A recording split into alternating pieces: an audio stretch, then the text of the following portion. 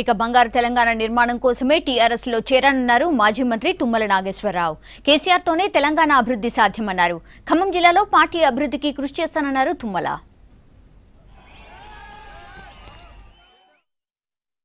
మీ ఆధ్వర్యంలోనే తెలంగాణ బంగారు తెలంగాణ కావాలని ఆనాడు మహా కవి దాశరథి గారు చెప్పినటువంటి తెలంగాణ రత్నాల కోటి రత్నాల వీణ అనేటటువంటి మాట నిజం చేయటం కోసం ఆయన జీవితాన్ని ఇంకా ఈ రాష్ట్ర అభివృద్ధి కోసం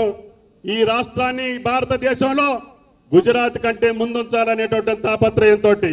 ఏదైతే లక్ష్యంతో సాధించామో అదే తెలంగాణ ప్రజలు ఈనాడు భారతదేశంలో తలెత్తుకొని తిరిగేటట్టుగా సకారంగా నిలబడేటట్టుగా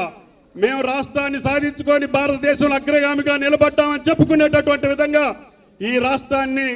మనం తీర్చిదిద్దాలనే కోరికతోటి ఆయన మనఃపూర్వకంగా నాకు స్వాగతం పలికారు. ఆయన స్వాగతాన్ని మన్నించి నాకు ఆయన ఇచ్చినటువంటి అవకాశాన్ని ఆయన్ని శక్తివంతుని చేయాలని ఆయన యొక్క లక్ష్య సాధనలో భాగం కావాలని ఖమ్మం జిల్లాతో పాటు తెలంగాణ రాష్ట్రాన్ని అదేవిధంగా సహచరమైనటువంటి మనలో విడిపోయినటువంటి తెలుగు తమ్ముళ్ళకు కూడా సమానమైనటువంటి గౌరవాన్ని ఇచ్చి తెలుగు జాతి మొత్తం భారతదేశంలో ప్రపంచంలో మొదటగా ఉన్నటువంటి జాతిగా అభివృద్ధి చెందినటువంటి జాతిగా ఇప్పుడున్నటువంటి తెలంగాణ రాష్ట్రం పక్కనున్నటువంటి తమ్ముళ్ళకి ఏ సహాయం కావాలన్నా ఏ అవకాశం వచ్చినా మేము తెలంగాణ తర్వాత